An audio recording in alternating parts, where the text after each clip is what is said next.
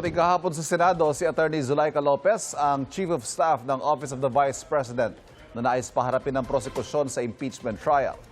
Nagbigay siya ng maikling pahayag ng sinubukang tanungin ng media. May unang balita si Sandra Aguinaldo.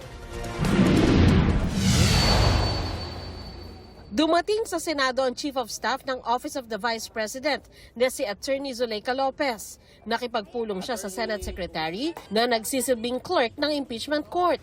Paglabas ni Lopez matapos ang isang oras, hindi siya direktang sumagot sa mga tanong ng media. Pero nagbigay siya ng maikling pahayag.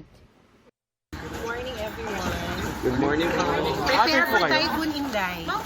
Oh, maganda rin sila kasi usually pag bagyo wala sila.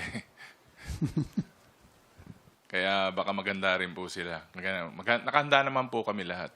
Mag-ready lang tayo. Para sa bagyo ha, hindi dun sa impeachment kasi nakahanda naman po yung prosecutors. Matagal na nakahanda. Sa impeachment trial, pinalabas ng depensa ang bahagi ng online press conference ni Vice President Sara Duterte noong November 2024 kung saan makikitang umiiyak si Lopez habang nakadetene noon sa kamera. My life is being threatened. Natakot ako. I feared for my life.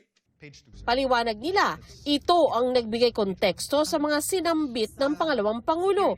Isa si Lopez sa 3 testigo na ipinatatawag ng prosecution sa pagpapatuloy na impeachment trial sa susunod na linggo.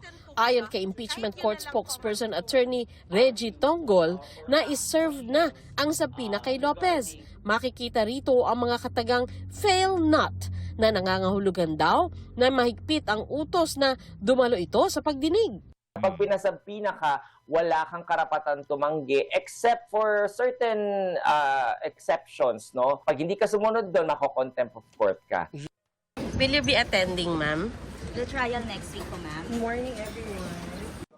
Sabi ni Senate Secretary at Clerk of the Impeachment Court, Attorney Renato Bantug, ang pulong kay Lopez ay tungkol sa ilang bagay na inaayos para sa defense team ng Vice Presidente. Purely administrative.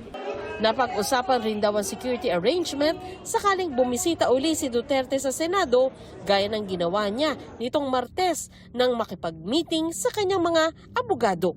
Sabi ko, we're always ready to coordinate, no? In fact, I had the Sergeant at Arms with me in the meeting. I had also the head of our protocol. Ito ang unang balita. Sandra Aguinaldo, GMA News.